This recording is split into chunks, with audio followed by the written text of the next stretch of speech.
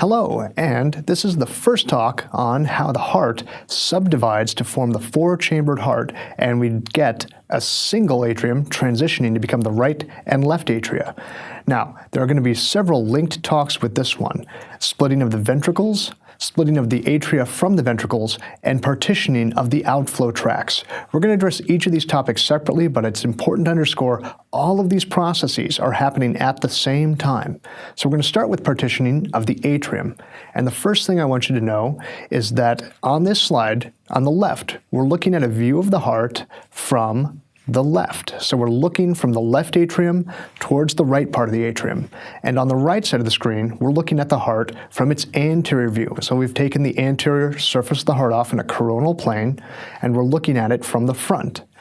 Now, as development moves along, the sinus venosus migrates its opening towards the right side of the atria. So instead of equally emptying into the right and left sides of the atrium, it transitions to the right.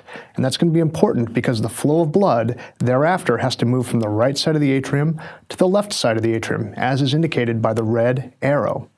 Now, early on, the atria develops a little downgrowth, a little wall that grows down called the septum primum, meaning the first wall. So the septum primum is going to be the first thing that starts to divide the atrium into a right and a left atrium. The hole that's left below that is called the ostium primum, or first hole. So that's going to be what starts. It's going to meet a little division that's developing between the atrium and the ventricles. There's going to be a dorsal and ventral endocardial cushion present there. Now on the right, we're showing the cut with that dorsal endocardial cushion in the plane of the cut, but it's important to know that the right and left atria are both equally open to the right and left ventricles, at least initially. So as development proceeds, that septum primum appears to grow down, down, down, and the ostium primum gets smaller and smaller.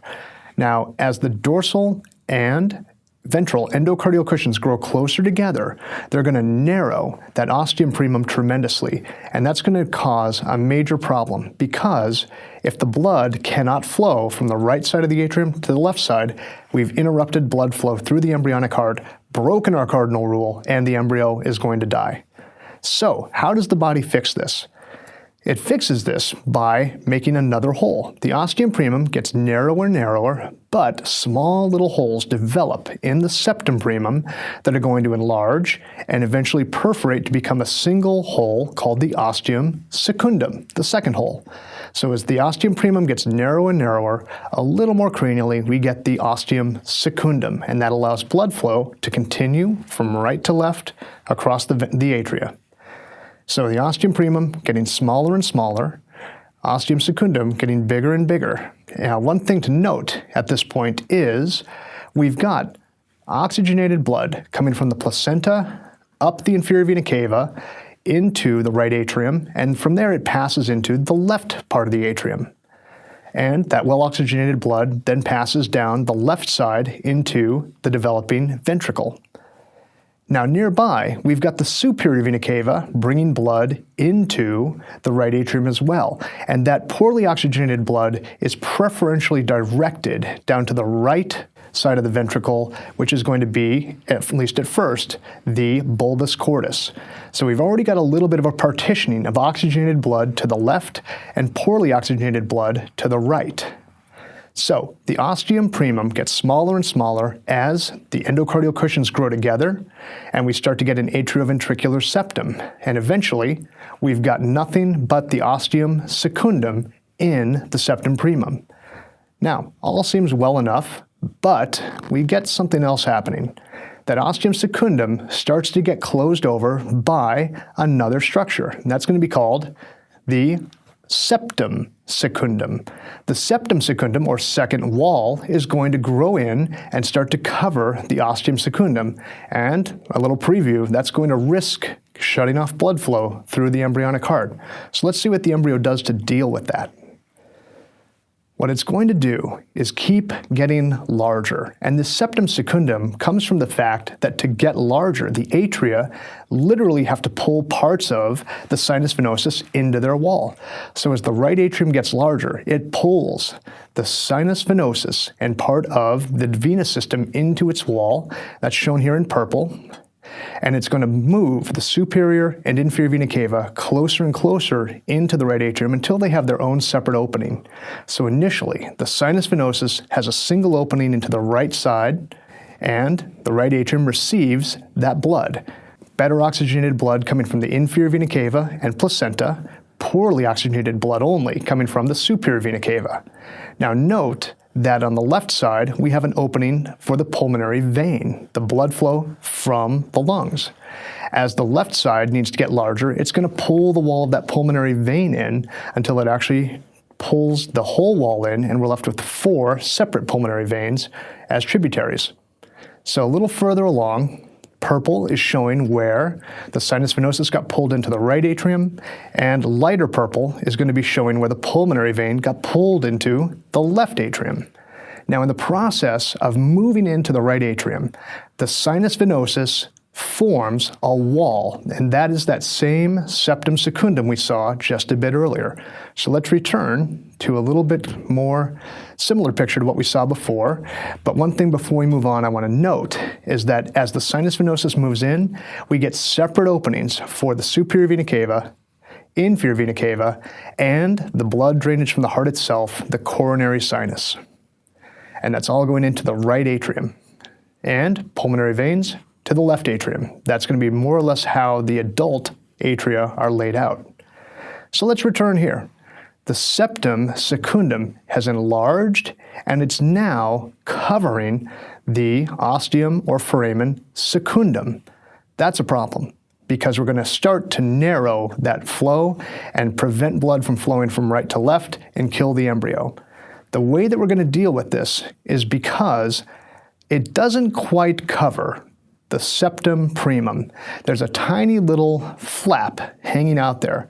Now, the remaining hole in the second wall, the septum secundum, is called the foramen ovale, or oval foramen.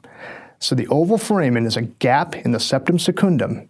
That means we can see the septum primum from there. And as blood flow enters the right atrium, it's going to push that portion of the septum primum out of the way and allow blood to continue traveling from right to left. So even though it looks like in the picture on the right that the septum secundum has completely blocked the atrium, there's still some blood flow that's pinching its way through that little narrowed section of the foramen ovale. So how does development allow this to happen and have blood flow move through the atria? The good news is that foramen ovale is fairly broad, and the septum primum that's up against it is very membranous. It's very flimsy. And so as blood entering the inferior vena cava comes into the right atrium, it's going to be directed to hit the septum primum, and it's going to push that portion of the septum primum out of the way. And that's going to be now known as the valve of the foramen ovale, meaning the foramen ovale is the hole in the septum secundum. The blood hits that valve opens, and well-oxygenated blood from the placenta and inferior vena cava is preferentially directed to the left atrium and thereafter the left ventricle. Poorly oxygenated blood coming from the superior vena cava goes into the right atrium, but it has a straight shot down towards what's going to become the right ventricle of the heart.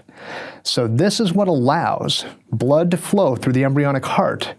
But when we're born, the pressure inside the left atrium is going to increase as blood flow to the pulmonary circuit increases. More blood coming through the pulmonary veins into the left atrium will slap that valve of the foramen ovale shut, and that's what's going to functionally separate our right and left atria.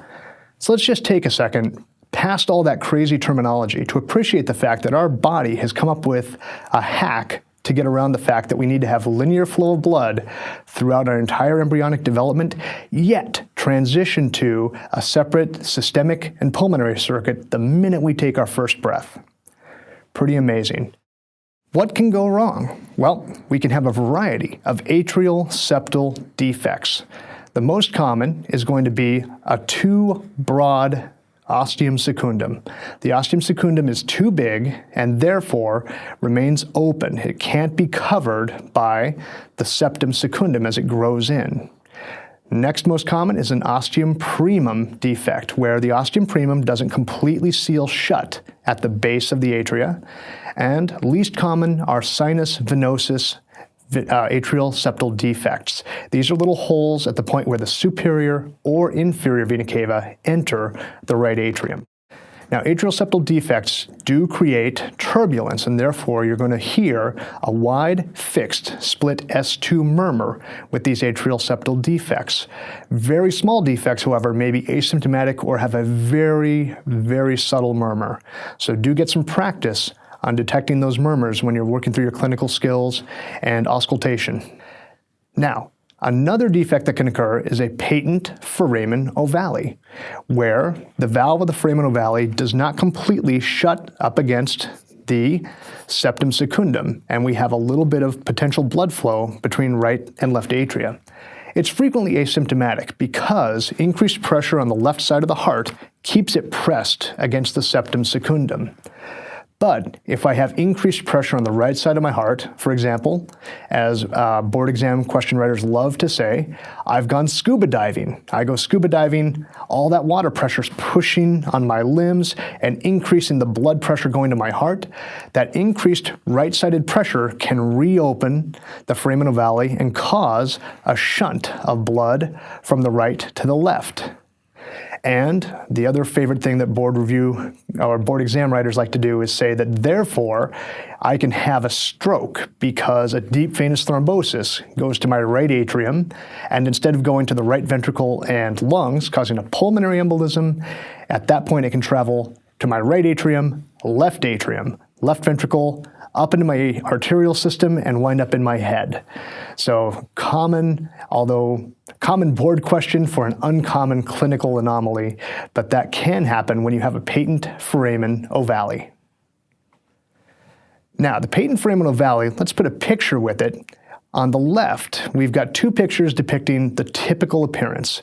There's a narrow little thin membrane between the left and right atria called the fossa ovalis, or oval fossa. It's a little thin area that can usually be felt very easily between the two atria. But if the valve of the foramen ovale does not completely shut, you can have a slightly open or probe patent foramen ovale. Now what that means is you can stick a probe through it, but it doesn't have an appreciable shunt associated with it. However, very wide or very large patent foramen ovale can cause shunts and some kind of murmur that you'll detect similar to an atrial septal defect.